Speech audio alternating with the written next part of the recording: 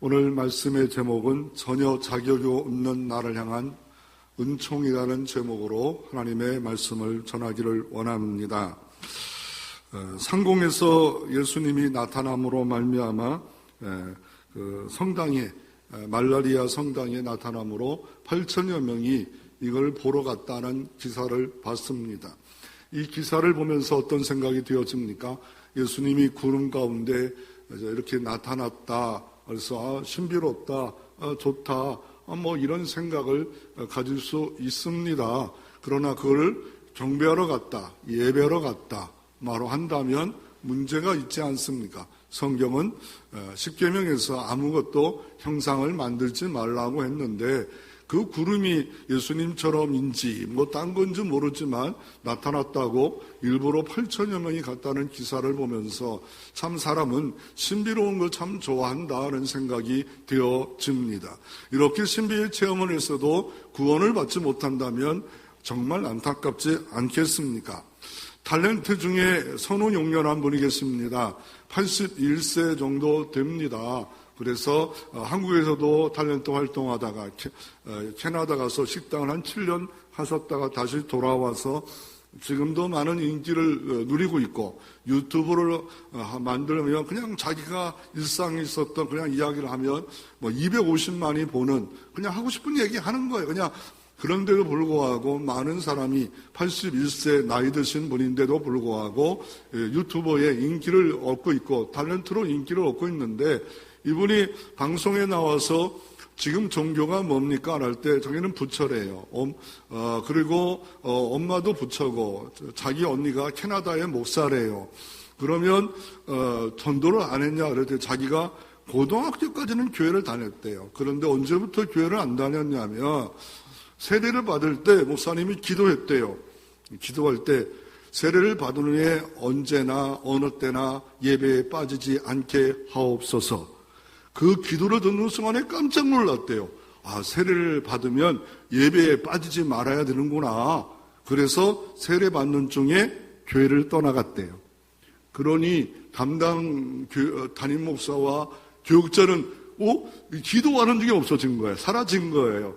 그게 기독교와 연전, 연관이 없고, 불교로 이제 살아가고 있는데, 언니는 캐나다의 여목사님으로서, 살았다라고 하는 그런 간증을 들으면서, 정말 내가 예수를 믿고 있고, 교회에 봉사하고 있고, 이건 참으로, 귀중한 일이 아닌가, 소중한 일이다라는 생각이 되어집니다.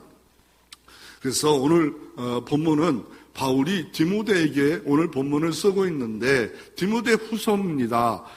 디모데란 젊은 목기자에게 바울은 마지막 순교를 앞두고 감옥의 고난스러운 상황 가운데 디모데가 염려할까봐 걱정할까봐 목기자로서 바른 방향을 잡아라 하면서 오늘 본문을 말씀하는데 그 상황을 오늘 디모데후서 1장 8절에 내가 우리 주를 증언함과 주를 위하여 갇힌 자 된 나를 부끄러워하지 말라라고 바울은 자기 아들처럼 되어 있는 디모데에게 부탁합니다. 내가 지금 복음 때문에 감옥에 있는 거 부끄러울 일이 아니다 하시면서 디모데에게 꼭꼭 해주고 싶고 우리에게 꼭꼭 해주고 싶은 성령의 음성이 있습니다.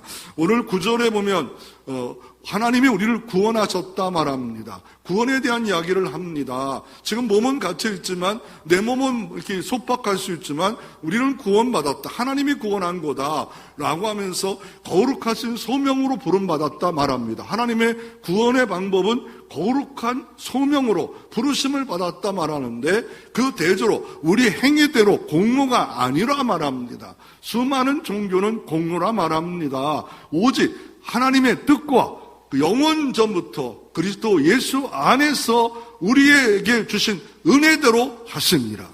은혜대로 우리를 영원 전부터 태초가 있는 전부터 여러분이 뱃속에 있기 전부터 하나님이 플랜 속에 있었다 말하고 이제는 우리 구주 예수 그리스도의 나타나심으로 말미암아 나타났다. 이게 구원이다 말합니다. 예수 그리스도가 나타났대요. 그리고 그분은 어떤 일을 했습니까? 사망을 패하셔 버렸습니다. 우리는 예수 믿으면 영생할 줄로 믿으시기를 바랍니다. 옆에 있는 사람 대단한 사람들이요, 영생하는 사람들이 별 볼 일 없다고요? 별 볼이 없지 보일 수도 있지요. 그러나 영생을 얻을 수 있는 사람은 이 땅에 누가 있겠습니까? 사망을 패하시고 예수가 복음으로 생망과 썩지 아니한 것을 드러내신지라. 하나님이 구원을 드러냈다라고 말하고 있어. 내가 한 게 아니다. 그리고 그러므로 내가 이 복음을 위하여 선포자와 사도와 교사로 하나님이 세우심을 입었고, 지금 감옥에 있는 나를 부끄러워하지 말고 이 사역을 잘 감당하라고 이렇게 말하고 있습니다.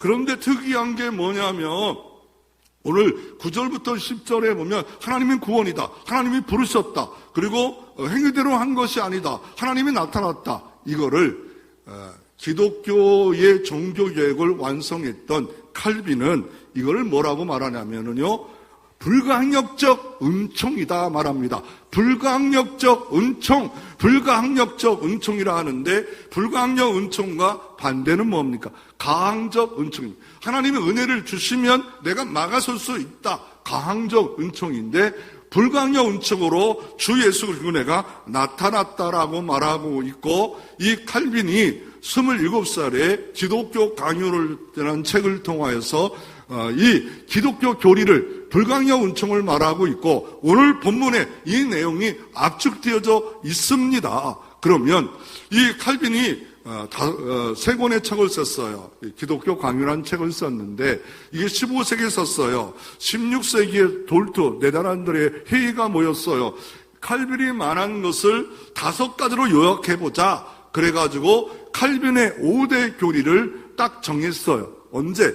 1600년대 19년 돌투에서, 네덜란드에서 회의를 해서 정했는데, 첫 번째는 뭡니까? 성경 전체를 보니까 인간은 전적으로 타락했다. 구원받을 만한 아무런 조건도 갖고 있지 않다라고 이렇게 말하고 있고, 그래서 구원받지 못하기 때문에 하나님이 무조건 선택했다. 무조건 선택했다. 에베소 1장에 만세전에 예정하시고 선택하시고 부르셨다라고 말하는 것처럼 선택했다. 그리고 세 번째로, 하나님은 세상을 이처럼 사랑했지만 하나님을 기뻐하심을 입은 자 제한 속죄다. 제한 속죄다. 모든 사람이 구원받기를 원하지만 그것을 어떻습니까? 하나님이 전도를 통하여 믿는 자들은 구원받는다. 그렇지만 이 믿는 거를 뭐라 말합니까? 불가항적 은혜다. 행위가 아니다. 나타났다. 이 불가항력적 은총이라 말하면서 마지막으로 5번째, 성도의 견인, 밧줄이라는 것. 하나님의 사랑의 줄에서 천사도 피조물도 어떤 것도 끊을 수 없도다. 이 칼빈의 5대 교회를 딱 알면 어떤 것이 있습니까? 구원의 확신을 가집니다. 그리고 감동이 옵니다. 기쁨이 옵니다. 이럴 때 어떤 삶을 살아야 아름다운 삶입니까?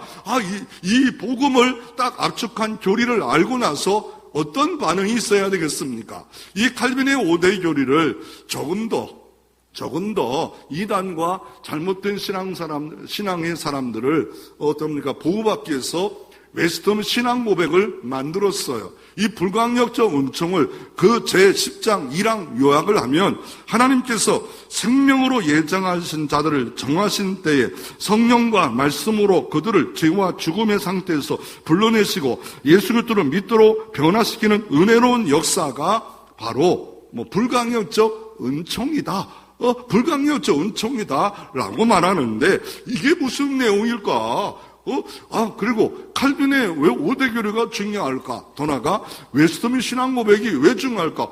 여러분, 목사가 될 때도 서약할 때도 웨스트민 신앙 고백을 믿습니까? 장로가 될 때도, 안수스가 될 때도, 세례 받을 때도 늘 하는 웨스트민 신앙 고백이 뭔지도 모르고 고백하고, 그렇다면 얼마나 답답한 일입니까? 성경을 아는데 우리가 서약할 때 이대로 따르기를 원합니까? 예 라고 아멘 했던 웨스터 신앙 고백이 무엇입니까? 그러면 첫째로 한번 살펴보기를 원하는 것은, 불광력적 은총을 아는 자의 삶은 뭡니까? 불광력 은총이 이거다라고 말하는데 먼저 뭘 알아야 삶을 살지요. 오늘 본문은 이렇게 말합니다. 오늘 9절에 우리를 구원하신 이는 하나님이다. 하나님이 구원자라고 분명히 말씀하고 있습니다. 그러니까 내가 자력 구원이 아니라는 거예요. 하나님이 구원하셨다. 그거를 반대하는 사람들을 위해서 바울은 디모데에게 행위대로 한 게 아니다. 공로로 한 것다. 아무 자격이 없다는 겁니다. 구원받을 만한 자격이 이 땅에 아무도 없다. 물에 빠진 어린아이를 구하려면 부모가 들어가든지 어떻게든지 구원하듯이 심판받아 멸망받을 자를 구원하기 위해서 예수 그리스도가 대승해서 한 것이지 다른 행위가 없다라고 말합니다. 그리고 이런 것은 오늘 본문에 영원전부터 계획한 거다. 영원전부터 아담과 하와가 타락하기 전부터 하나님이 계획하신 그런 거다라고 말하면서 어떻게 부르심을 받았습니까? 은혜로 인하여 은혜로 나타났다. 은혜가 나타났다. 내가 한 게 아니라 은혜로 나타났다. 이게 불광력적 은총이다. 기독교의 뼈대, 건축물의 뼈대, 신앙의 뼈대 중에 하나. 이걸 말씀하는데, 이걸 알라라고 이렇게 말씀하는데, 이거를 웨스터먼 신앙 교리에서 불광력 은총을 다시 정리합니다. 이거를 15세기에 칼빈이 이렇게 말했고, 이거를 웨스터먼 신앙 고백에 왜 모였냐면, 이게 천주교에서 15세기에 기독교가 나왔어요. 기독교 나오다 보니까 천주교인지 이게 동방정교인지 이게 기독교인지 이게 뭐 짬뽕 호나 막 이렇게 돼버렸어요. 그래가지고 맨날 싸우고 맨날 문제가 생겨요. 그래가지고 이거 안 되겠다. 그 당시에 영국이라는 것은 어마어마하게 이 천주교가 커지고 그다가 성공회가 나오고 개신교가 나오고 성공회가 나오고 막 이럴 때예요. 그러다 보니까 이 개신교 사람들이 이거 안 된다. 이렇게 되면 큰일 난다. 이거 누터가 종교개혁을 했고 칼빈이 기독교 강요를 썼지만 우리가 믿는 신앙이 무엇인가를 교리를 뼈대를 좀 만들어 보자. 그래가지고 영국의 유명한 웨스트민스터 사원에 모입니다. 그때 모였던 그 때가 언제냐면 1643년부터 49년까지 6년에 걸쳐서 1640년부터 6년에 걸쳐서 121명이 모입니다. 사원에 121명이 모입니다. 모여가지고 그 중에 목사도 있고 평신도도 있고 국회의원도 있고 성경을 좀 아는 사람이 다 모여서 토론합니다. 하나님에 대해서 이거 뼈대가 뭘까? 하나님에 대해서 뼈대가 뭘까?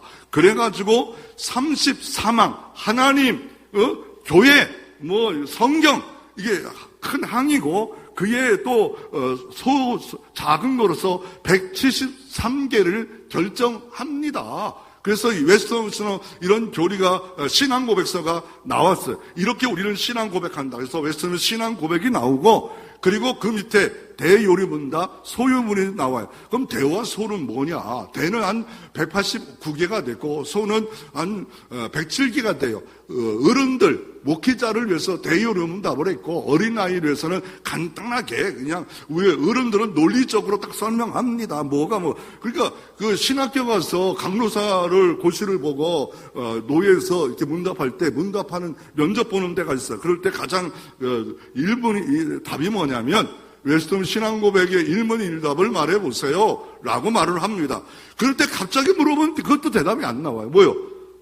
웨스턴 신앙고백의 1문 1답 세리문답에 나오죠. 인간됨의 목적 하나님을 영화롭게 하고 그분을 영원토록 즐거워하는 거예요. 그러니까 우리가 인간됨의 목적은 내가 구원받은 목적은 하나님을 영광 드리는 먹든지 마시든지 무엇을든지 하나님께 영광 예배도 하나님께 영광 먹는 것도 하나님의 영광 말하는 것도 영광 그리고 영원토록 그분을 즐거워하는 겁니다. 예배 속에 즐거움이 있어야 됩니다.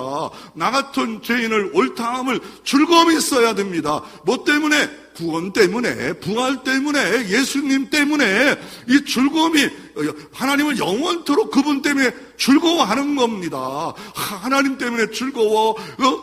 이렇게 내가 인위적으로 안 해도 벌써 성령 역사하고 그렇게 함으로 영원토록 그분을 즐거워하는 이게 일문일답입니다. 그거를 마인드맵으로 만들면 저렇게 돼 있고요. 그래서 여기에 불가능적 은총에 대해서 이렇게 말하는데 그 중에 내용에 뭐가 있냐면 성부 하나님이 불가능 은총을 계획하셨고 성자 예수님이 사망을 패하시려고 인간의 몸으로 오셔서 죽으셔서 구원을 완성했고 성령이 인치신다는 거예요. 성령이 적용한다는 거예요. 전적으로 타락한 그 사람에게 성령이 물과 바람으로 임의로 불어서 만나게 하심으로 주님을 주라고 고백할 수 있는 거듭남, 중생, 본 어게인, 영어로 본 어게인 이거를 하게 만들어지는 역사가 불강력 은총이다라고 이렇게 말하고 있습니다. 그러면 성경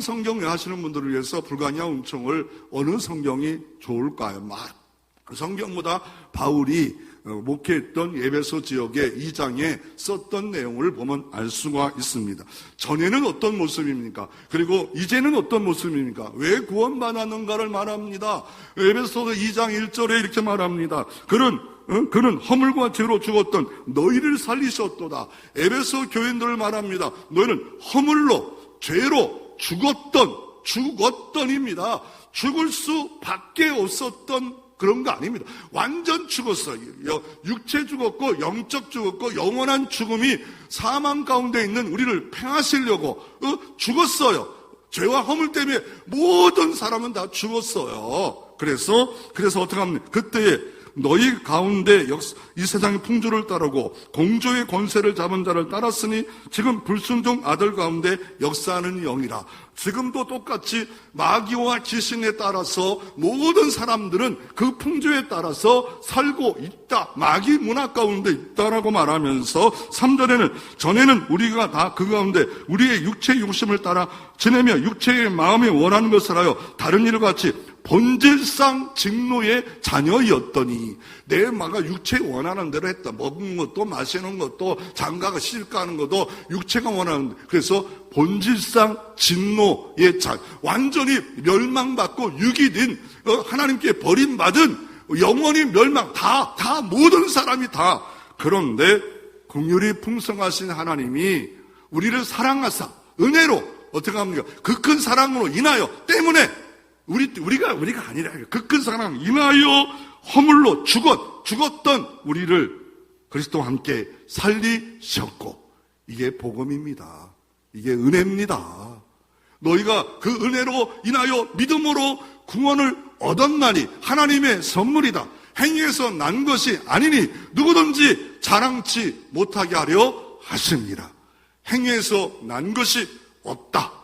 공로가 아니다. 자격이 없다라고 말하면서 그 은혜도 불가능 은총으로 그리스도의 큰 산업 완전 죄 때문에 죽어서 하나님을 찾을 수도 없고 예배할 수도 없는 우리에게 나타나셨다라고 말하면서 이것을 아는 자의 아름다운 삶은 뭡니까? 오늘 본문은 이렇게 말합니다.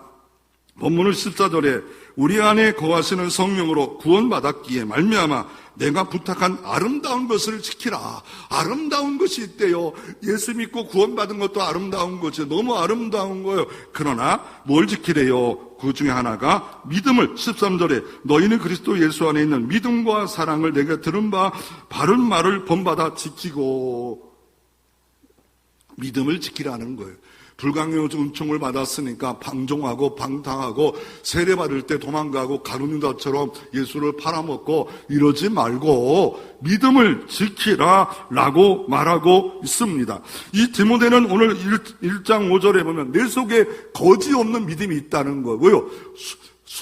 온전한 복음을 믿는 믿음이 있다는 거, 거짓이 있는 믿음이 믿는 척하고 있다는 거예요. 진짜 복음을 아는 복음, 그 믿음이 이제 어머니와 애조모를 통해서 유대인에서 어느 날 예수 믿었고 모태로부터 있었던 디모데가 이 복음을 들었다는 거예요. 그래서 거짓 없는 믿음을 가졌고 그 믿음을 지키라라고 이렇게 말씀하고 있습니다. 그러나 디모데후서 2장 말씀 한번 봅니다. 2장 17절 18절에 보면 그들의 말은 악성 종양과 퍼져나가는 것 같은데 그 중에 후메도와 밀레도가 있으니 진리에 관하여 그들이 그릇되었도다. 부활이 이미 지나갔다 하므로 어떤 사람은 믿음을 무너뜨린가. 믿음을 굳게 잡는 사람이 있지만 그러나 후메도와 밀레도라는 사람이 있는데 이 사람은 믿음을 무너뜨리는 사람이 되었다고만 합니다.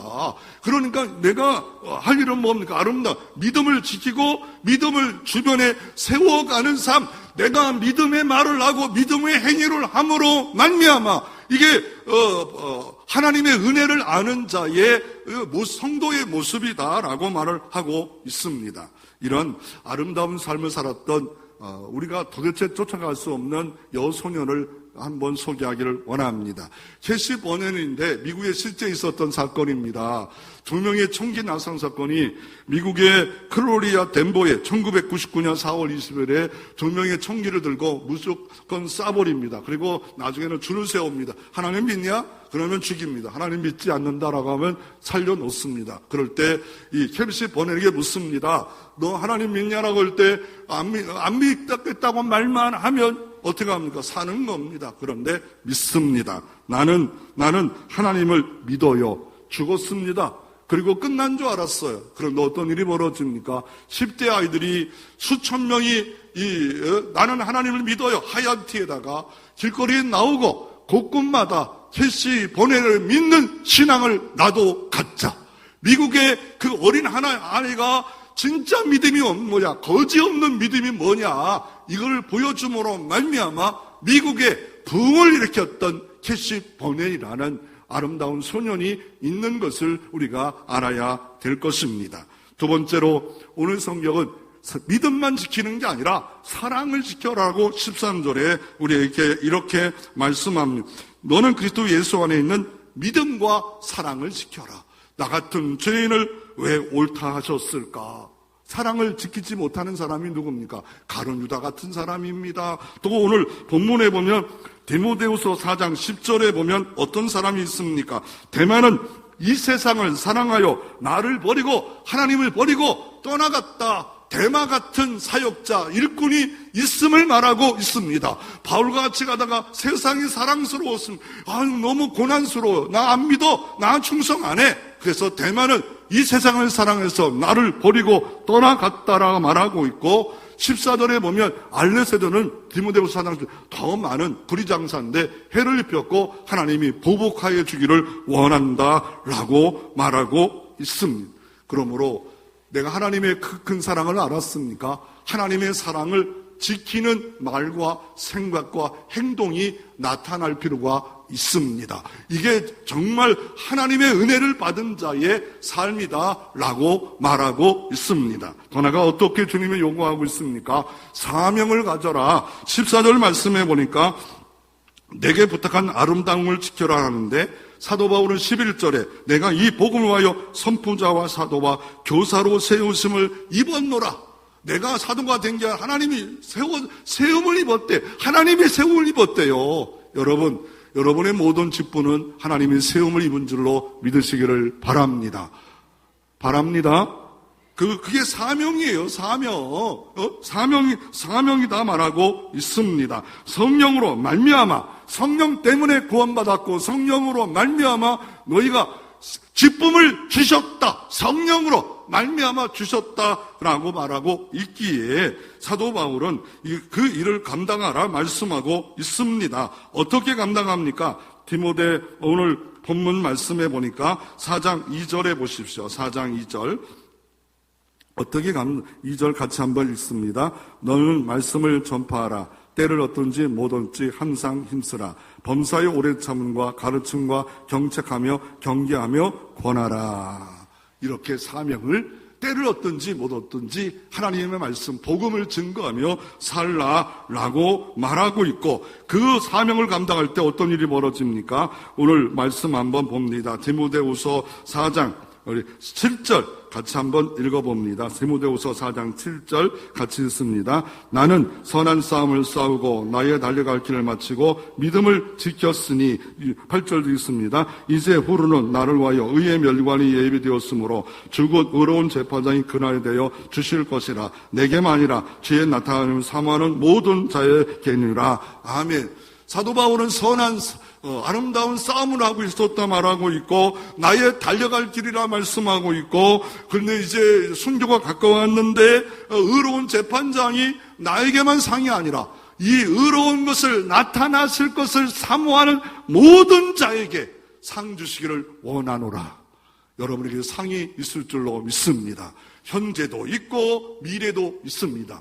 그러므로 신앙의 아름다운 삶은 하나님 나를 부르셨다, 하나님 나를 세우셨다, 이거를 알아야 돼요. 주 예수 그리스도의 큰 은혜로 말미암아 어마어마한 강력한 은혜로 나를 선택하고 부르셨다, 그리고 보내셨다. 부르심과 보내심, 부르심과 보내심, 보내심이 없다면 여러분은 신앙인으로 아름다운 모습이 없는 것입니다. 주여 아름다운 삶이 있어서 믿음을 지키게 하시고 사랑을 지키게 하시고 사명을 감당하게 하옵소서.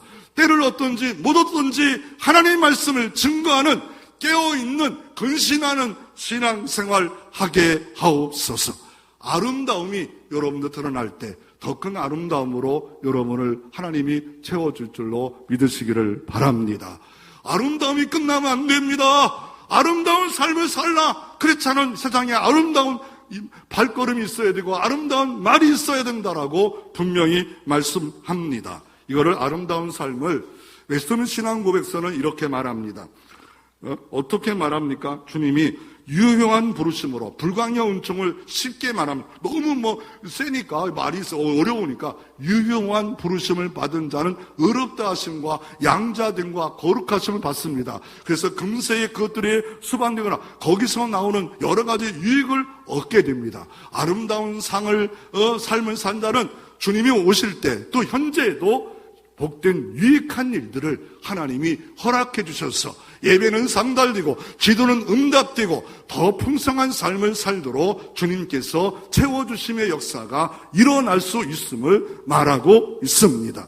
그래서 우리가 이 하나님의 유유적 부르심을 받은 자는 마음의 눈이 뜹니다.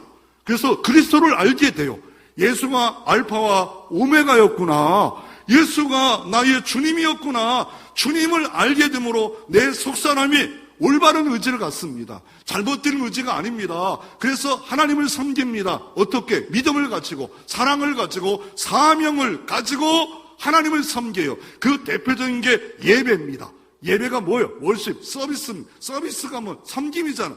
여러분이 섬기는 시간이에요. 하나님께 예배하는 시간이에요. 하나님께 드려지는 시간이에요. 이 예배를 최고로 알고 살아가는 삶이 아름다운 삶임을 인 것을 아시기를 믿으시기를 바랍니다. 그래서 이 불관여 은총을 받은 자를 하나님의 선택받았다 하고 있고, 불관여 은총을 받지 못한 자는 육이 되었다라고 말을 합니다. 이거를 도표로 만들면 한참 설명을 해야 돼요. 근데 이 도표의 중요한 내용은 뭐냐면 이거예요. 어떻게 육이 되냐? 육이가 버림받은 거예요. 우리는 멸망으로 버림받았어. 누가? 다.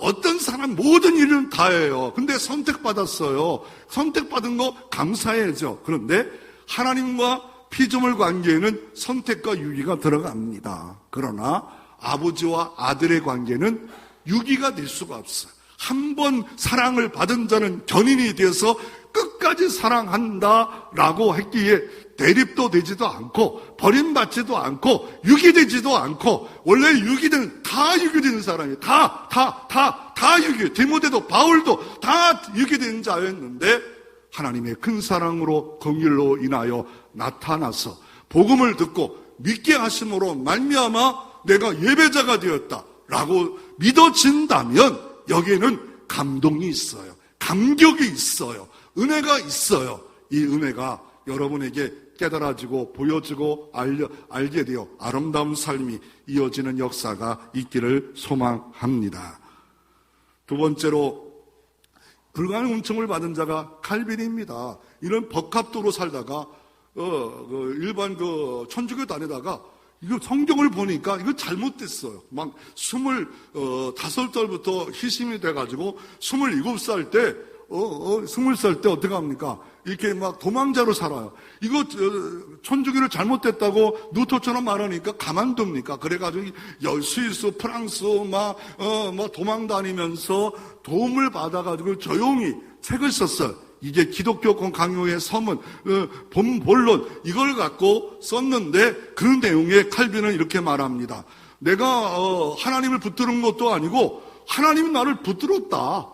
그래서 내가 예수 믿고 구원받은 것을 보게 되었고 알게 되었고 은혜 받았고 그리고 성경을 다시 보니까 이게 성경에 삐뚤어지고 왜곡되고 잘못된 것이 있기에 나는 이게 예수 믿는 것이다 라고 딱 이게 뭐다 라고 하면서 하나님은 이거다 그리고 교회는 이거다 성경은 이거다 뼈대를 만들었는데 이게 기독교 강요입니다. 그리고 최근에 그를 가장 추종하는 아브라함 카이퍼가 제가 이 책을 봤거나 하나님의 주권을 란 책인데 그 책을 보니까 옛날 시작할 때는 아브라함 카이퍼 보여가지고 너무 어려워서 보지 않았는데 최근에 한 6개월 전에 봤어요. 여기는 예수 믿는 자는 어떤 세계관을 가지고 살아야 되는가. 그래서 여기서 중요한 건 뭐냐면 칼빈은 기독교 직업 소명서를 말합니다. 목사만 소명받은 게 아니라 모든 직업은 소명이다. 내가 아름답게 하나님을 찬양하고 예배하는 자리가 예배 자리고 하나님의 부르심을 받은 자다. 내가 힘들고 어렵게 직장생활하며 가정을 돌보고 있다면 내가 소명이 없는 거 아닌가 막 헷갈리더라도 그 가정을 돌보고 있다고 생각하면 거기도 거룩한 소명이다. 힘들고 어렵고 직장이 짜증나고 왜 나한테 일을 자꾸 이렇게 시키는가 라고 생각하는 그 장소도 거룩한 소명의 장소다. 하나님 영광, 하나님을 영원하게 한다면 모든 직장은 바로 하나님의 거룩하다. 이게 바로 아브라함 카이퍼가 기독교 강요를 보면서 하나님의 주권 안에 있는 세계관을 그 책을 써가지고 5편의 강의를 대단한 학교 가서 대학생들이 강의했던 내용을 책으로 만들었던 것이 그것입니다. 칼빈이 주님을 만났는데 이분은 이렇게 말합니다. 그 책의 예를 들어서 이렇게 말합니다. 어린아이가 이렇게 엄마 품에 있는데 자기가 엄마를 붙잡는 것 같지만 그게 아니다. 엄마가 어린아이, 갓난아이를 붙잡고 있는 거다. 내가 보기에는 내가 구원받은 것 같지만 하나님이 불강요 은총으로 나를 찾아오셨고 내게 나타나 주셨다라 말함. 그 대표적인 인물이 누굽니까? 오늘 디모데 후서로 썼던 사도 바울입니다. 사울이었을 때 얼마나 열심입니까? 그는 티니키아의 다소 사람 아닙니까? 그래서 그 자라나서 아버지가 유대인이기 때문에 유대인의 최고의 학벌인 가마리 학벌 랍비로 스승으로 유대교 랍비로 가르치는 곳에 유학을 왔는데 그래가지고 얼마나 젊은이가 열정이 있는지 옆에 나라 아람 나라 다메토산까지 대사달 공문을 갖고 달려가다가 하나님이 찾아오십니다. 빛으로 음성으로 찾아오십니다. 3일 동안 식음을 전폐하게 하면 못 먹게 합니다. 그리고 나서 아나니아 선지자 보고 야 사울을 만나러 가랬더니 그 사람은 예수를 믿는 사람 핍박하는데 어떻게 가? 내가 가라고 하는데 왜 안 가냐? 가서 아나니아 선지자가 안수를 하고 그때 눈에 비늘이 벗겨지고 다시 한번 힘을 얻었고 그리고 나서 어떻게 말합니까? 아나니아가 어떻게 합니까? 가서 너는 이방인의 그릇이 사도로 하나님이 세움받은 것을 아나니아 선지자를 통해서 알려주는 사건이 사도행전 9장에 기록되어져 있습니다. 그러므로 바울이 하나님 붙잡은 게 아니에요. 도리어 예수를 핍박했던 사람이었어요. 예수를 괴롭혔던 폭행자였어요. 죄인의 기수였어요. 그런데 하나님이 찾아왔어요. 만나주셨어요. 사명을 붙잡게 만들어줬어요. 그래서 고린도전서 15장 10절에 나의 나된 것은 하나님의 은혜입니다. 내가 사도된 것도 하나님의 은혜입니다. 이 은혜가 여러분을 붙잡기를 바랍니다. 이곳에 찬양하고 있고 예배하고 있고 사역 감당하는 거 다 하나님의 은혜입니다.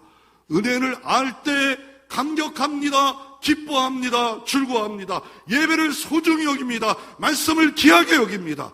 이런 은혜가 평생 붙잡을 때 귀한 사명자로 인정받고 아름다운 삶이 펼쳐질 줄로 믿으시기를 바랍니다. 이 불가항력 은총을 받았던 이 사도 바울이 두 가지 질문을 합니다. 우리도 똑같이 이걸 질문을. 첫째 질문은 갑자기 빛이 나타나고 막 그럴 때 이거 신비로운 현상 아닙니까? 그럴 때 당신은 누구입니까? 그럴 때 지금 교회를 핍박하러 갈 때 예수님 말합니다. 네가 핍박하는 자가 나 예수니라. 깜짝 놀랬지 않겠어. 그리고 식음이 3일 동안 전폐됩니다. 그러고 나서 아나니아 선지자를 통해서 나타날 때 이렇게 또 주님께 묻습니다. 뭡니까? 내가 무엇을 하여야 되겠습니까? 너는 일어나 가서 이방인의 택한 그릇으로서 선교의 일을 감당하라 말합니다. 그러므로 우리가 은혜를 받은 자로서 하나님께 질문을 던질 게 뭐냐면 예수는 누구십니까? 나에게 예수는 누굽니까? 예수는 구주입니까? 여러분의 그냥 편안하고 안식을 누리는 침대 같은 그런 아늑하고 편안한 것만 추구하는, 힘들고 어려우면 도전도 안 하고 그냥 구실대고 변명하고 나가지도 않고 그런 분입니까?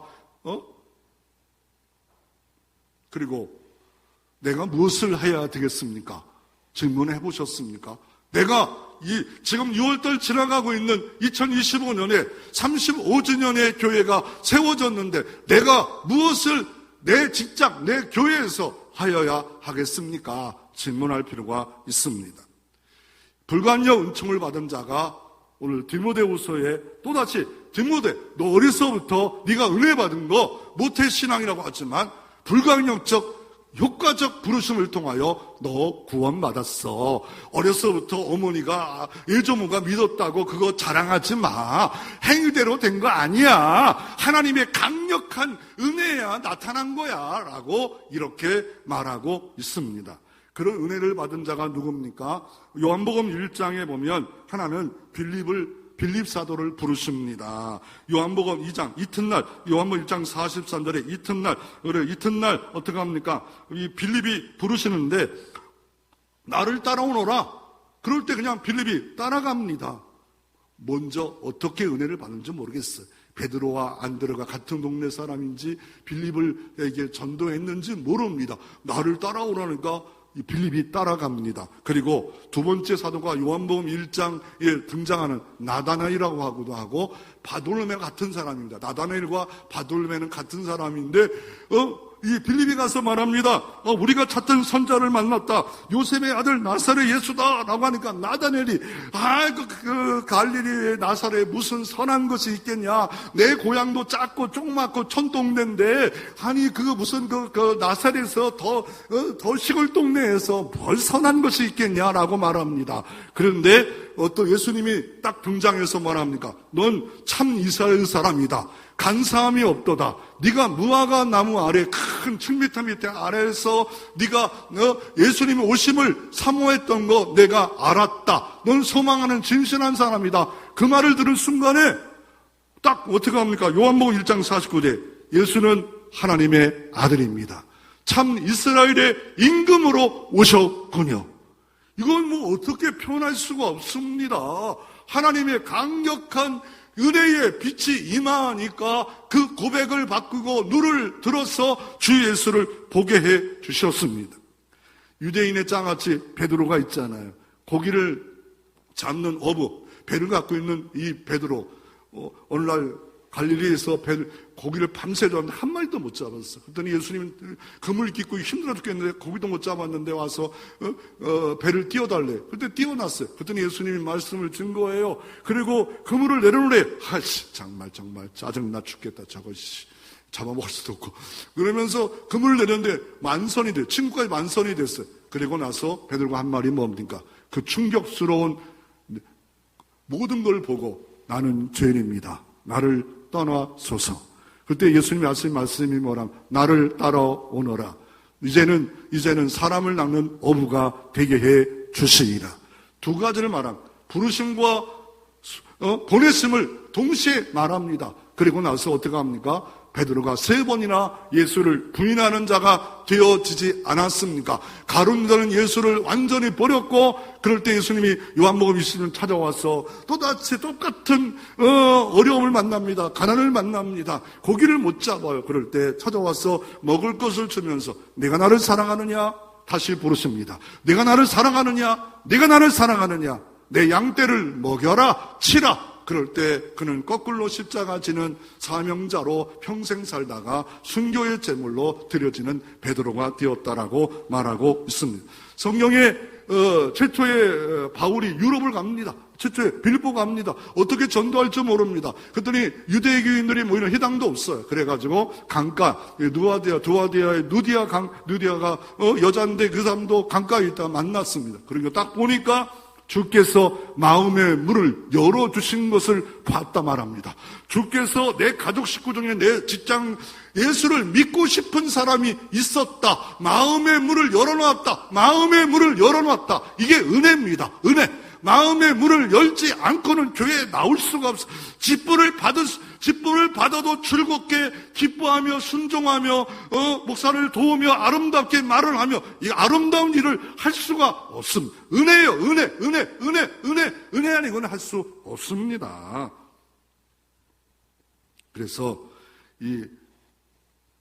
이거를 유유적 부르심이라 하는데, 이거를 왜냐하면 불가능처럼 너무 유유적 부르심을 하는데, 그 반대는 외적 부르심, 무효적 부르심이라면, 유효적, 하나님이 부르시면 절대로 아무것도 이거를 택하심을 포기하지 않는다. 이거를 성도의 견인이다 라고 이렇게 말하는데, 이거를 성경을 보면 로마서 1장 6절에 바울은 로마교회에 이렇게 말하면, 너희도 그들 중에서 수많은 로마 사람 중에서 예수 그리스도로 부르심을 받은 자니라. 하나님이 불렀다는 거예요. 네가 로마 교회가 된 건 하나님의 부르신 것으로 하나님의 사랑을 받았고, 부르심을 받은 모든 자에게 하나님의 우리 아버지와 주 예수로부터 은혜와 평강이 있기를 원하노라. 그러므로 어떻습니까? 바로 하나님의 은혜 때문에 불렀다 말하고, 로마서 8장 30절에 또 미리 만선에 정하신 그들을 또한 부르시고, 하나님의 플랜 속에 내가 있었다는 거예요. 요한복음 8장 37절, 6장 30절에 아버지께서 내게 주시는 자는 다 내게로 올 것이요. 아버지가 교회로, 예수께로 이렇게 오게 하신 자는 다 내게로 온대요. 어떻게? 에스겔서 36장에 새 영을 너희 속에 주었고, 이거를 바로 거듭나서 새 영을 우리에게 주어서 교회에 갈 수밖에 없어요. 은혜의 지남철이 막 작동되니까 예배할 수밖에 없도록 하나님이 만드셨고, 직분을 감당하도록 만드셨기에 성령이 나를 이끄시옵소서, 성령이 말하게 하옵소서. 그럴 때 가장 아름다운 삶과 행복한 삶을 살아간다 말하고 있고, 이런 자는 빌립보 2장 10절에 너희 안에 행하시는 이는 하나님이 소원을 두고 행하신다라고 말합니다. 하나님에 대한 소원이 있어요. 나의 몸, 나의 시간이 내 거 아닙니다. 하나님의 피가 우르셨기에 이걸 들여서 하나님의 나라를 세우기를 원하는데, 올해 이거 하기를 원합니다. 내 자녀 소원합니다. 하나님 안에 소원, 꿈, 비전, 이게 아름다운 자의 삶이다라고 말할 수 있습니다. 이거를 웨스트민스터 신앙 고백을 이렇게 유유적 부르심을 딱 정리하면 이거예요.